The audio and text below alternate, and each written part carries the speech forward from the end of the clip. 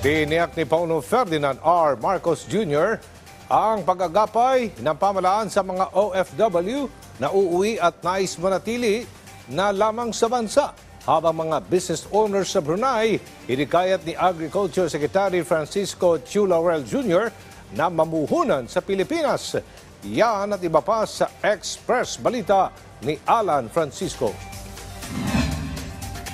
Nakaagapay ang pamahalaan sa mga OFW na uuwi na sa bansa at gusto nang manatili sa Pilipinas. Sinabi ito ni Pangulong Ferdinand R. Marcos Jr. sa media interview bago siya magtungo sa Singapore kahapon. Dagdag pa ni Pangulong Marcos, kabilang sa mga programa ng pamahalaan ang Tupad Program, isang programang pangkabuhayan ng Department of Labor and Employment.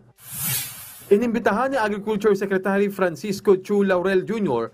ang business owner sa Brunei na mamuhunan sa Pilipinas. Ayon kay Secretary Laurel, maraming oportunidad sa bansa para sa mga negosyante, lalo na sa usapin ng agri-trade at agri-business. Dagdag niya, lumalago rin ang domestic market at export potential ng bansa. Kabilang sa investment opportunity sa agriculture sector, ang irrigation system, farm mechanization services at feed milling facilities. Pinagugulong na ng Office of the President ang imbestigasyon laban sa nasibak na hepe ng Land Transportation Office sa Calabarzon. Kinumpirma ng 8888 Citizens Complaint Center na natanggap na nila ang mga reklamo laban kay dating LTO Region 4A Director Cupido Jerry Asuncion. Binanggit sa isang anonymous complaint na nanghihingi umano ng payola ang kampo ni Asuncion sa mga operator ng Colorum na van.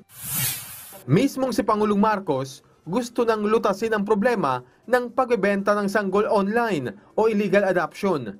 Ayon kay Justice Assistant Secretary Miko Clavano, nakikita kasi ng Pangulo na talamak na ang ganitong modus operandi sa black market. Kaya naman ang DOJ patuloy ang pakikipag-usap sa iba't ibang ahensya ng gobyerno para matigil ito. Nakikipag-ugnayan na rin ang kagawaran sa Meta para sila na mismo ang magbantay sa mga gumagawa ng illegal online. Alan Francisco, para sa Pambansang TV, sa Bagong Pilipinas.